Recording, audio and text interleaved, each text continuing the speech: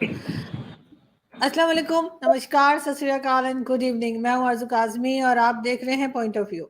हमारे साथ हैं जी जतिंदर प्रताप सिंह साहब और जो कि पॉलिटिकल एनालिस्ट हैं, और इनकी एक फोटो मोदी जी के साथ है और मैं अपने किसी फ्रेंड को दिखा रही थी और मैं अभी इनसे पूछ भी रही थी और शुक्रिया सर कि आप आए कि क्या वो वाकई में मोदी जी के साथ है या फोटोशॉप की है, तो वो बोल रहे नहीं वाकई के मैडम, साथ है। बिल्कुल मोदी जी के साथ ही मेरा फोटो है। और ऐसा नहीं है, जब वो ये जो मैंने ट्विटर पे जो बना रखा है वो तो पीएमओ का है। और जी उसके पहले भी जब सीएम थे तो मैं कई बार, कम से कम 10 से ज्यादा बार मिला हूँ।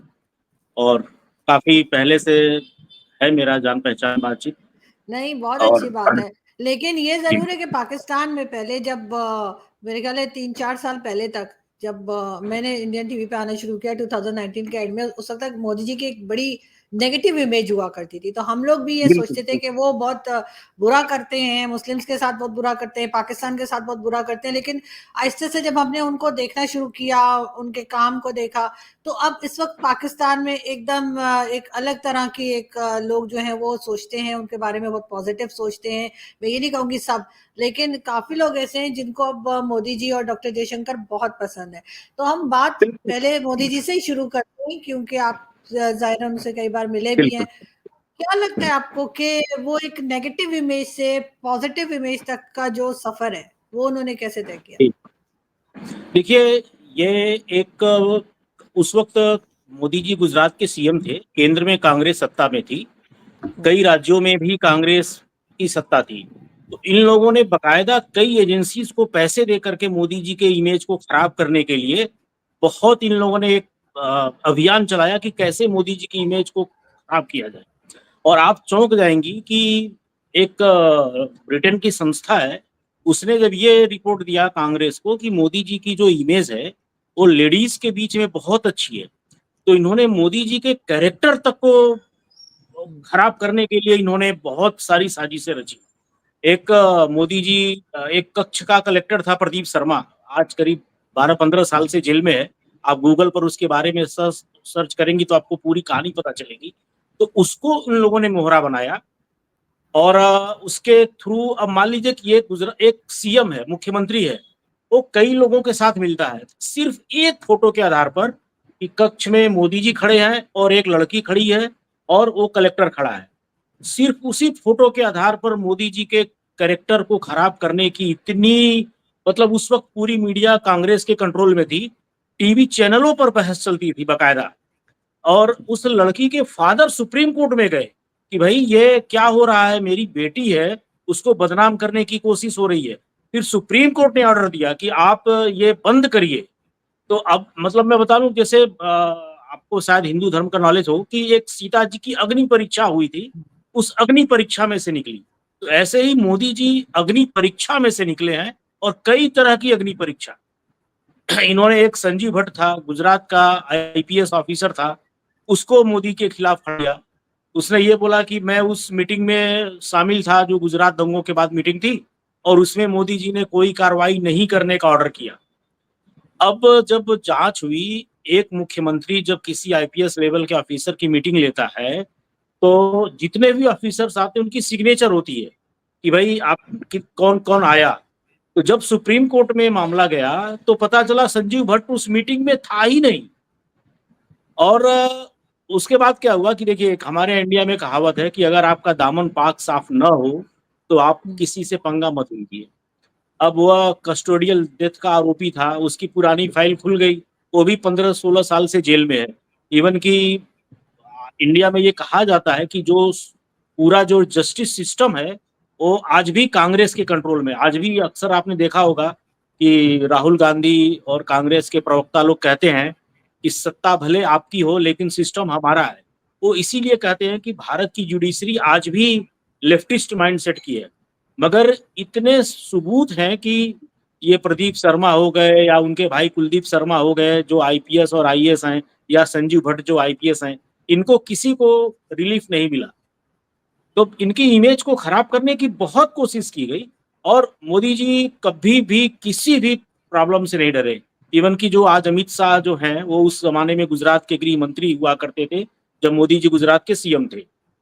तो अहमद पटेल यहीं गुजरात के थे, तो बकायदा एक कॉसस बनाया गया, एक रिपोर्ट गई कि अगर मोदी जी को हमने गुजरात में नहीं रोका तो मोदी जी केंद्र में अगर चले गए तो फिर उनको रोक पाना मुश्किल हो जाएगा। तो ये प्लानिंग बना कि कैसे मोदी जी को गुजरात में रोक दिया जाए। उसके बाद एक ऑपरेशन इन लोगों ने पूरा लॉन्च किया और फर्जी मामले में पहले इन्होंने अमित शाह जी को अरेस्ट कर लिया कि ये और अब उसमें क्या है कि अमित शाह जी का हाथ जाने के पहले उन्होंने गुजरात कैडर और राजस्थान कैडर के 8 से ज्यादा IPS officer, 20 police inspectors, DPSP, Rajkumar Pandian जैसे शानदार ऑफिसर, डीजी बंजारा, सबको उन लोगों ने जेल में डाल दिया कि कहीं से क्लू मिले और हम मोदी जी को अरेस्ट करें। लेकिन जो सच होता है वो कभी छुप नहीं सकता।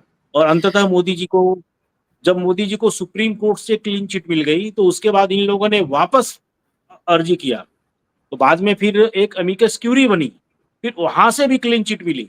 मतलब ये लोग दुनिया का ऐसा कोई वो नहीं होता, इन्होंने अमेरिका तक को लेटर लिखा था कि आप मोदी जी को वीजा मत दीजिए। अब आप खुद भी सोच सकती बिल्कुल, हैं कि मैं आपसे यही कैसे कहने वाली थी कि मोदी जी को अमेरिका वीज़ा भी नहीं देता था और नहीं देता उनका था। गुजरात वाले जो दंगे थे वो लेकर काफ़ी नेगेटिव इमेज थी और पाकिस्तान में वैसे भी बहुत कहा जाता था। एक मैं राजनीति से अलग चीज बता रहा हूँ आपको। मोदी जी बाबा महाकाल के बहुत बड़े भक्त हैं, जो उज्जैन में महाकाल है।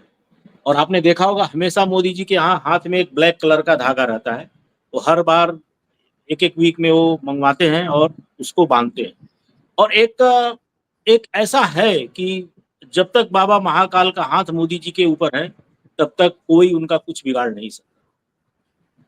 बिल्कुल ऐसा ही है, लेकिन अब तो ख़ैर पाकिस्तान में जैसे मैंने कहा कि काफ़ी नेगेटिव इमेज थी और हम लोग यही सोचते थे जी। कि वो मुस्लिम्स के साथ ठीक नहीं कर रहे, वो पाकिस्तान के साथ ठीक नहीं कर रहे, उनको अमेरिका नहीं जाने दिया जाता, लेकिन अब उन्होंने हर चीज़ को उन्होंने गलत साबित कर नहीं, दिया। एक चीज मैं ले बताऊं आपको, मोदी जी ने पाकिस्तान के साथ रिलेशन बनाने के लिए बहुत कोशिश की। अब आप ये बताइए, नवाज शरीफ की पोती की शादी में वो अचानक उतर गए। उस वक्त मैं नाम नहीं लूंगा उनका, एक प्राइवेसी का मैटर होता है।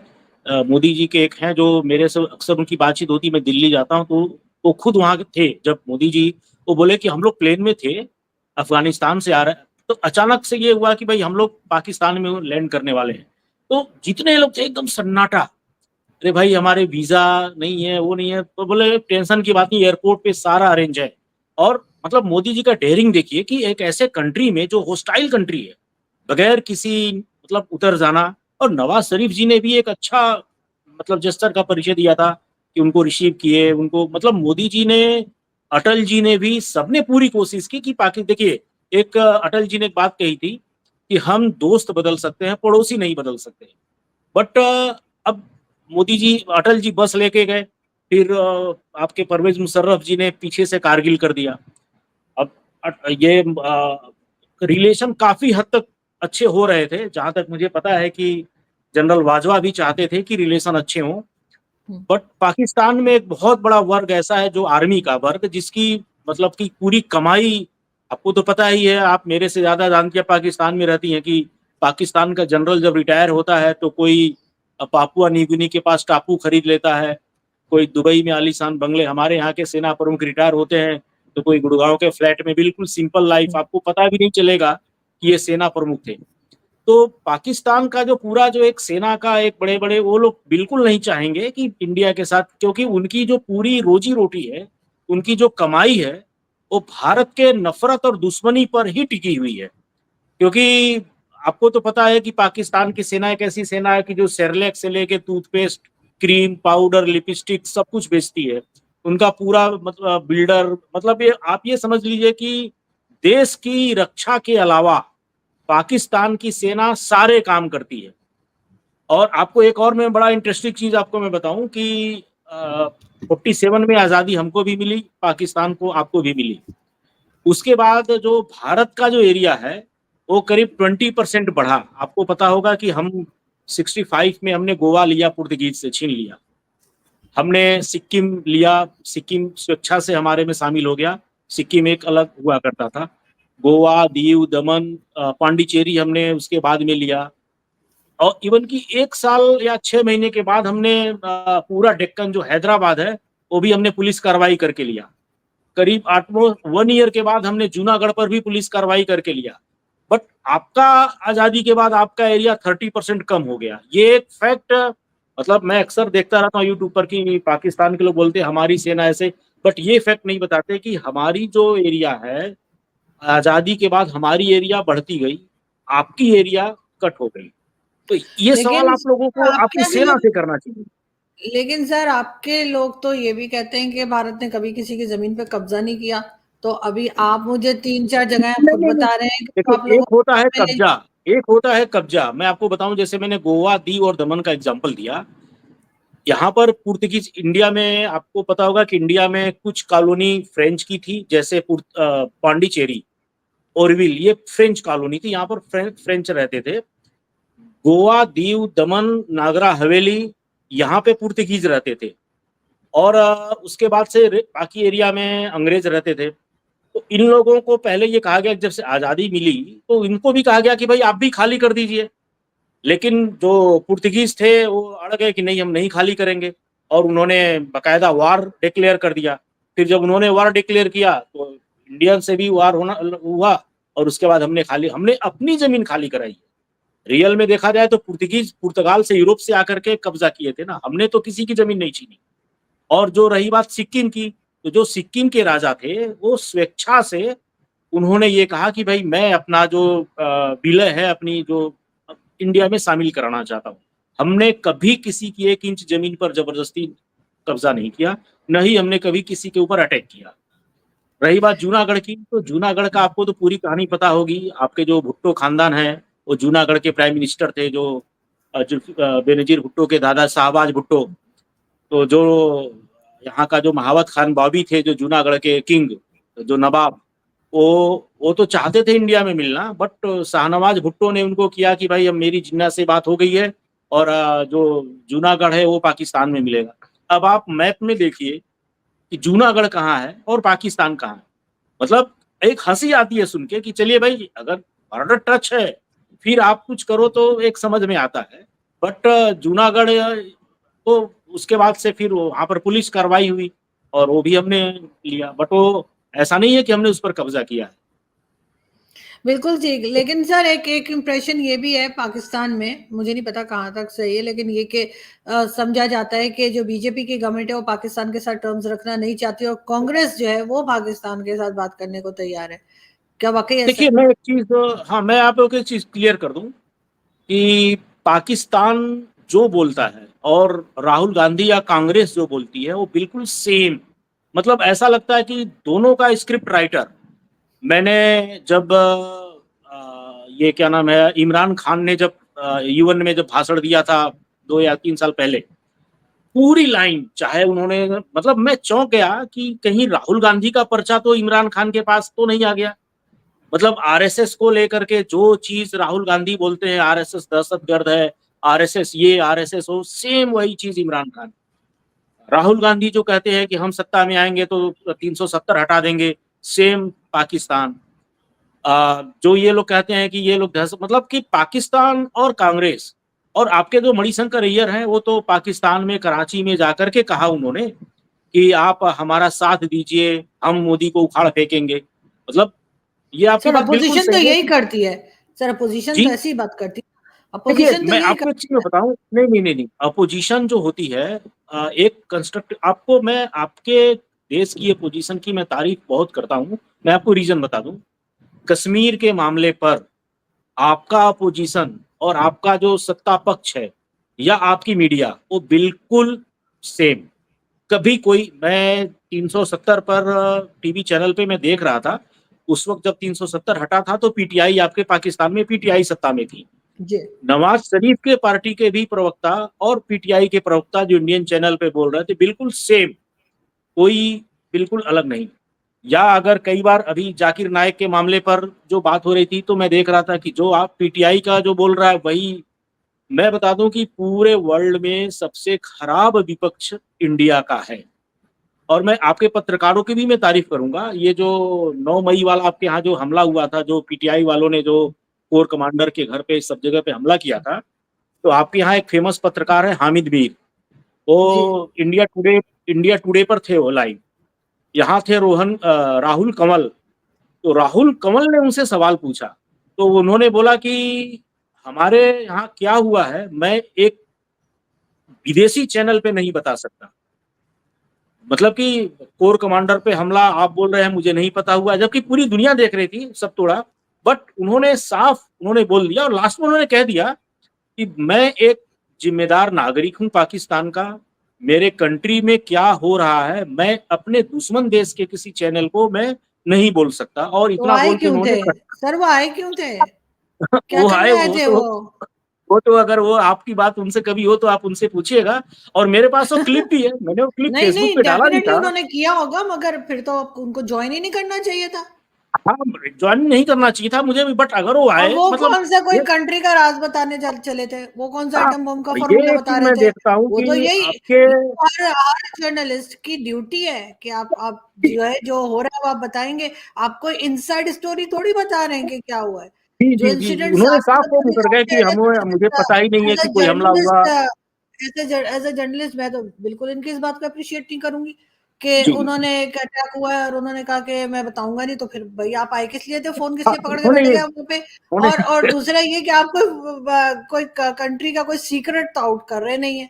या तो आप कोई कंट्री का सीक्रेट आउट करें ना, तो मेरी समझ में आता है कि वो नहीं तो करना उन्हें चाहिए किसी भी जर्नलिस्ट या किसी भी कंट्री के सिटीजन को।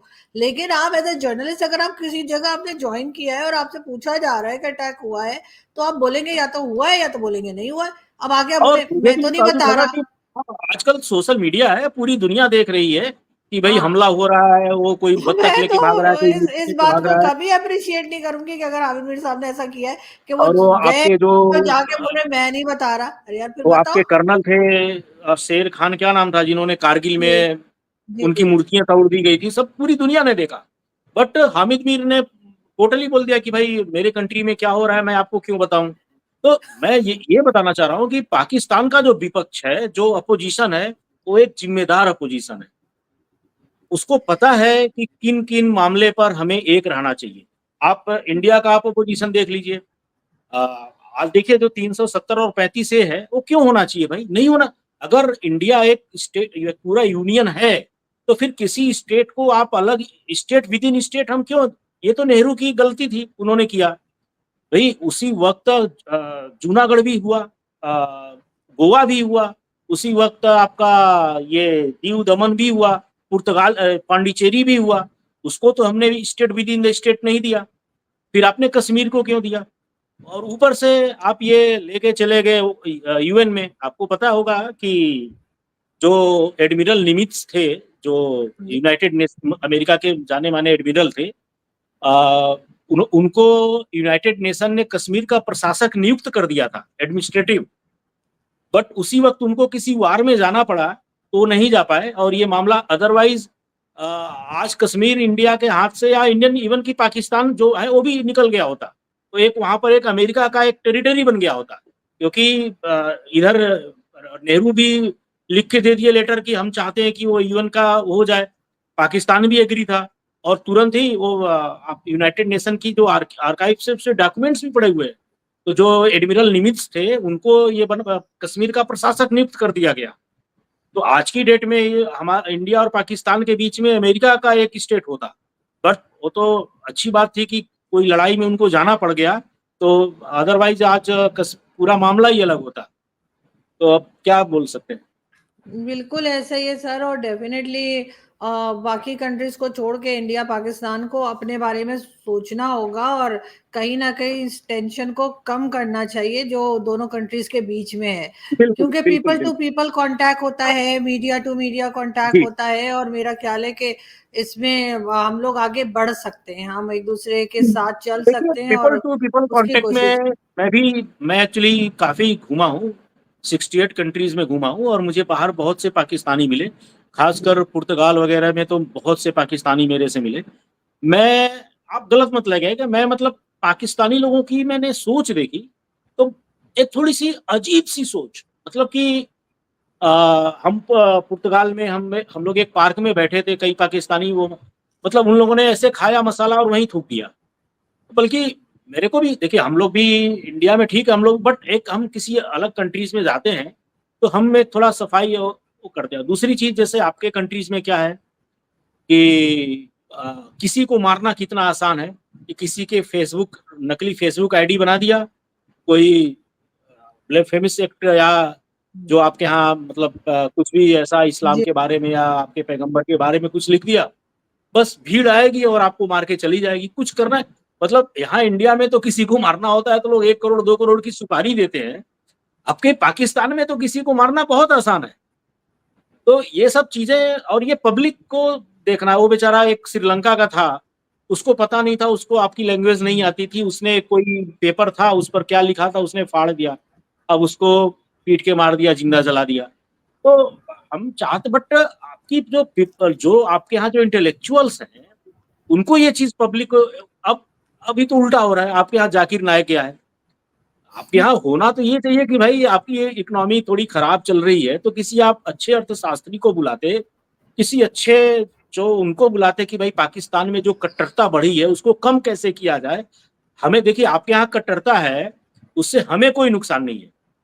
आपने वो शायद एक सुना होगा, उसका एक अमेजन के जंगल में एक मछली पाई जाती है, उसको बोलते हैं, वो बड़ी खतरनाक मछली होती है, वो मतलब वो खा जाती है, पिराना। तो पिराना मछली का कैसा होता है कि पहले वो दूसरे प्रजाति के मछलियों को खाती है, फिर मान लीजिए कि सारे खत्म हो गए तो फिर वो आपस में दूसरे को खाने लगती है। तो आप पहले आप लोगों ने वहां से हिंदुओं को भगाया, हिंदू तो सब पाकिस्तान छोड़ गए, शायद मुश्किल से 0.5% होंगे आपके अमरकोट में, और इधर आपके जो गुजरात के सिंध बनासकांठा वगैरह से में लगा, जी। हाँ, जो गुजरात के बनासकांठा से लगा हुआ है, नार नगर पारकर वगैरह में जो बचे हैं वही है, थार पारकर में, बाकी तो कहीं नहीं बचे। अब उसके बाद अब आपको चाहिए भाई, जैसे पिराना मछली का कि भाई मारने के लिए कोई तो चाहिए, तो अब आपको मिल गए अहमदिया। चलो भाई अब अहमदिया को मारो। अभी मैंने वीडियो देखा है, उनकी कब्रों को तोड़ा जा रहा है। नहीं भाई, अहमदिया मुस्लिम नहीं है। आपके यहाँ जो नोबेल प्राइज विनर है, अगर हमारे इंडिया का कोई फिजिक्स का नोबेल प्राइज विनर होता तो हम अपने बच्चों को पढ़ाते, उसके बारे में बताते कि बेटा ये देखो ये है। वहां पर क्या पढ़ाया जाता है, वो काफिर था, अहमदिया था, कादियानी था, उसकी कब्र से हटा दी, ये हटा दी। फिर आप लोग केपीके में सियाओं को मार रहे हैं। तो ये सब कट्टरताएं खत्म अब अभी। और अच्छा, इसमें भी मुझे बड़ा ताजुब लगता है, आपके यहाँ एक मौलाना है तारिक जमील, उनका कई वीडियो है, वो कहते हैं कि ना ना, अगर किसी ने पैगंबर की शान में गुस्ताखी कर दिया तो उसे हरगिज माफी नहीं मिलनी चाहिए। माफी क्यों भाई, उसको मार डालो, ये कर डालो, कई वीडियो है उनके। अब उन्होंने खतरनाक बात बोल दी, अब वो वीडियो पे वीडियो, वीडियो पे वीडियो, भाई मुझे माफ कर दो, मुझे माफ कर दो। मतलब आज तो वो कहावत है सर ना कि वही अब चीज जो खुद पे आ गया ना सर, जो कुछ कर खुद रहे पे थे आ वो गई। खुद पर आ तो अब गया। वो बोल रहे नहीं नहीं, एग्जैक्टली। माफी होनी चाहिए, ये होना चाहिए। अरे भाई, तुमने कितने लोगों को मरवाया।